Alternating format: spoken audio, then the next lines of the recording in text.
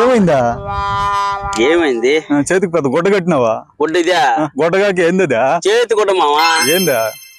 ఏందిరా ఇంత ముందు జనవరి ఫస్ట్ వస్తుందంటే మా ఆవిడ వాట్సాప్ లో అందరికి మెసేజ్ పంపించేసేది. గ్రూప్ మెసేజ్ పెడితే వెళ్ళిపోద్ది హ్యాపీ న్యూ ఇయర్ అని.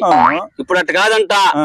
మన తెలంగాణలో మహిళలకి ఫ్రీ బస్ అని చెప్పిన తర్వాత దానికి దీనికి ఏం సంబంధం? ఒరే దానికి దీనికి ఏం సంబంధం? ముందు వినరా చెప్పేది వినరా.